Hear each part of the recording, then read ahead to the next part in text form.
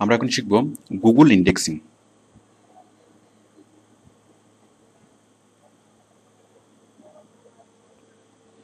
Actually আমাদেরকে ওডেক্সের যে কাজগুলো আমাদেরকে দেয় সবগুলো হচ্ছে গুগল নিয়ে, মানে অন্য সার্চ ইঞ্জিন নিয়ে আমাদের খুব একটা কাজ থাকে না। তো যদিও আমরা গুগল ইন্ডেক্সিং ওইভাবে করতে পারি, আমি যেভাবে দেখিয়েছি যে freewebsubmission.com ওয়েবসাইটে গিয়ে গুগলে ক্লিক করে আমরা গুগল ইন্ডেক্সিং করতে পারি।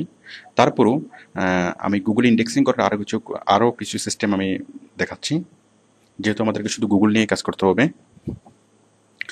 তো গুগলে যে ইন্ডেক্সিং করাই, মানে গুগলে ইন্ডেক্সিং করানোর যে ডিপার্টমেন্ট অথবা গুগলের যে ভর্তি অ্যাডমিশন ডিপার্টমেন্ট, তার নাম হচ্ছে Google web masters tools. Web masters tools, Google web master tools, এটা হচ্ছে গুগলের অ্যাডমিশন ডিপার্টমেন্ট। আমরা এই ডিপার্টমেন্টে গিয়েই আমরা বাইরের সাইট থেকে আমরা ভর্তি করাবো। তো দেখুন, আমরা যাব,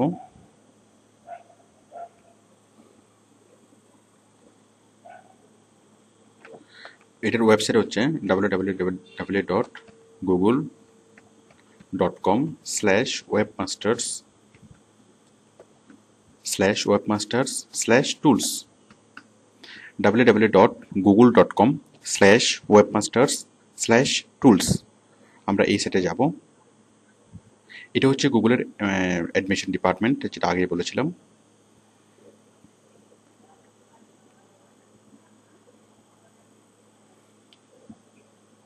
এই যে আমরা আসলাম ওয়েবমাস্টার টুলস ডিপার্টমেন্টে, এখন এটা ওপেন হয়নি।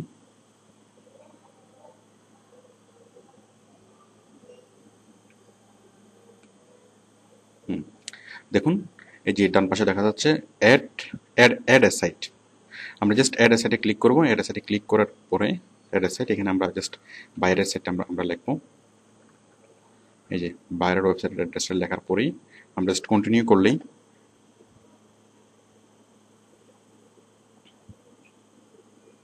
বাইরের ওয়েবসাইটের অ্যাড্রেসটা লিখে আমরা কন্টিনিউ করলেই বাইরের ওয়েবসাইটটা মানে গুগল ওয়েবমাস্টার টুলসে অ্যাড হবে।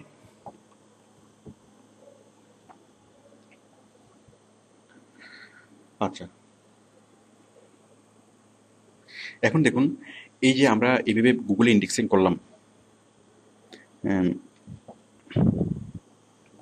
হ্যাঁ এটা এবার ভুলে যান, কারণ এইভাবে আমাদেরকে ইন্ডেক্সিং করতে হবে না।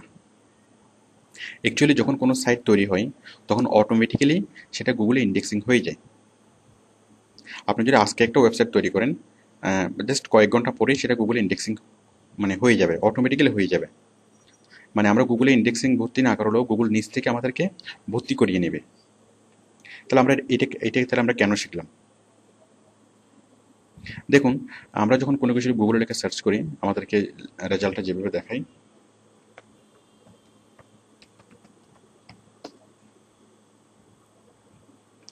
এই যে আমি লিখলাম বেস্ট কার,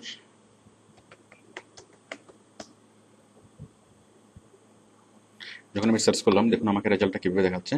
এই যে বেস্ট কার রাক অ্যান্ড র্যাঙ্কিং, এটা আমাকে একটা টাইটেল দেখাচ্ছে।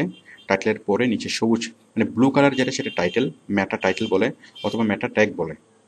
তারপর পরেটা মানে গ্রিন কালারের যেটা, সেটা হচ্ছে ওয়েবসাইটের নাম, মানে ওয়েবসাইটের ইউআরএল।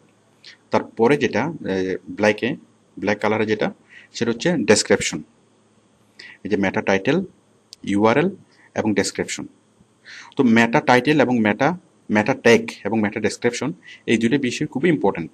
কারণ কোনো একজন সার্চার যখন সার্চ করার পরে সে এই মেটা টাইটেল দেখে এবং মেটা ডেসক্রিপশন দেখে সে ডিসাইড করে যে এই সাইটে সে ক্লিক করবে কিনা। মানে সে যা চাচ্ছে, সে যদি এইখানে এই টাইটেল পড়ে এবং ডেসক্রিপশন পড়ে সে যদি বুঝতে পারে, মানে আগে থেকে যদি বুঝতে পারে যে আমি এই সাইটে ক্লিক করলে, এই সাইটে আমি ভিজিট করলে আমি আমার রিকোয়ার্ড ইনফরমেশন পাবো, তখনই সে ক্লিক করে। আদারওয়াইজ সেটাকে স্কিপ করে চলে যায়। তাহলে আমরা বুঝতে পারলাম যে মেটা টাইটেল এবং মেটা ডেসক্রিপশনের গুরুত্ব। আচ্ছা, তো আমরা যখন গুগল যদি নিজ থেকে এই জিনিসগুলোকে ইন্ডেক্সিং করে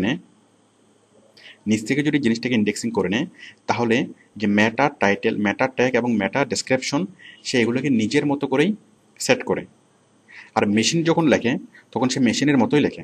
এই জিনিসগুলো অনেক সময় রিডেবল হয় না, অথবা আমরা ঠিক যা বলতে চাচ্ছি যে আমার বায়ারের কোম্পানি যা প্রোভাইড করে, যে সার্ভিস এবং প্রোডাক্ট প্রডিউস করে, সেগুলার মানে পারফেক্ট চিত্র নাও হইতে পারে, সেগুলো পারফেক্ট কথাগুলো নাও আসতে পারে। তো যার ফলে এই ম্যাটার টাইটেল এবং ম্যাটার ডেসক্রিপশন যদি আমার ইয়া না হয়, এই ভালো না হয়, অথবা আমার যে কথাগুলো আমার সার্ভিস এবং প্রোডাক্ট সম্পর্কে যদি ক্লিয়ার একটা ধারণা দিতে না পারে, তাহলে ভিডিওটা স্কিপ করে চলে যাবে। তো গুগল যখন নিচ থেকে করে নেয়, তখন সে এই যে মেটা টাইটেল এবং মেটা ডেসক্রিপশন সে নিচ থেকে লেখে, এবং এই তার লেখাতে অনেক রকম ভুলভ্রান্তি থাকতে পারে, অথবা সে ওইভাবে নাও লিখতে পারে। আচ্ছা, তো আমরা যখন ঠিক এই জিনিসটা করার জন্য আমরা ওয়েবমাস্টার টুলসের মাধ্যমে কাজটা করি। আমরা যখন ওয়েবমাস্টার টুলসের মাধ্যমে মাধ্যমে যখন আমরা ইন্ডেক্সিং করি, তখন আমরা মেটা টাইটেল এবং মেটা ডেসক্রিপশন আমরা সেট করে দিতে পারি।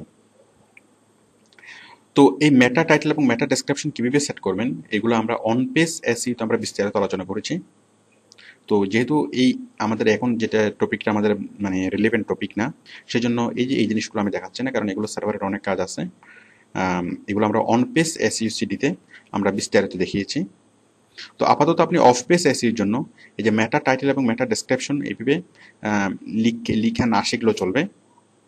আপনি জাস্ট আমি যতটুকু দেখিয়েছি, যে আপনি ওয়েবমাস্টার টুলসে যাবেন, ওয়েবমাস্টার টুলসে গিয়ে হেডার সাইট জাস্ট এখানে ক্লিক করেই এখানে আপনি ইউআরএলটা দিয়ে কন্টিনিউ করবেন। জাস্ট আপাতত এটুকু জানলে চলবে আমাদের অফ পেজ এসইউতে।